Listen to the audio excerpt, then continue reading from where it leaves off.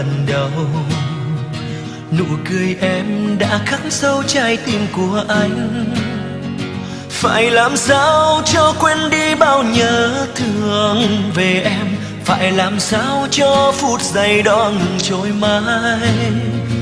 Và một ngày tiếng yêu thương đó chợt trở về, gặp lại em lòng hạnh phúc mang bao nhung nhớ.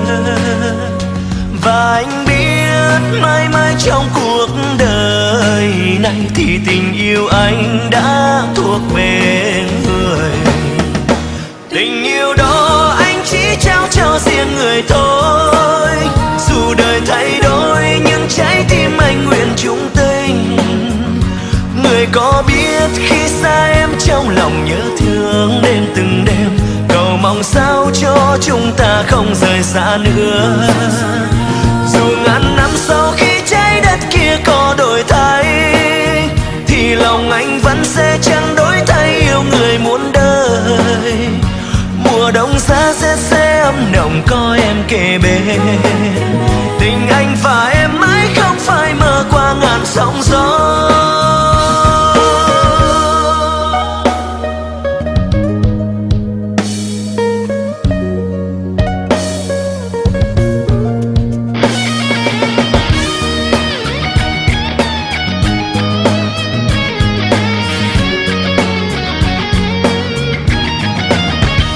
Và một ngày tiếng yêu thương đó chợt trở về, gặp lại em lòng hạnh phúc mang bao nhung nhớ.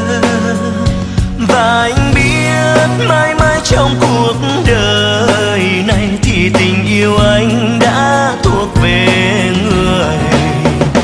Tình yêu đó anh chỉ trao cho riêng người thôi. Dù đời thay đổi nhưng trái tim anh nguyện chung tình.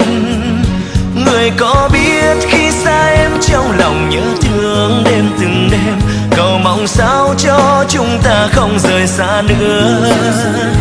Dù ngàn năm sau khi trái đất kia có đổi thay, thì lòng anh vẫn sẽ chẳng đổi thay yêu người muôn đời. Mùa đông giá rét sẽ ấm nồng có em kề bên. Tình anh và em mãi không phải mơ qua ngàn sóng gió.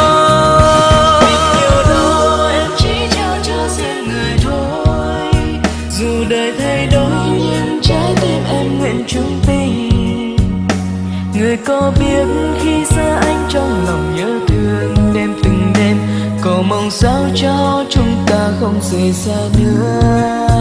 Dù ngàn năm sau khi trái đất kia có đổi thay, thì lòng anh vẫn sẽ chẳng đổi thay yêu người muôn đời.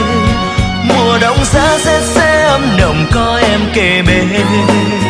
Tình anh và em mãi không phải mơ qua ngàn sóng gió.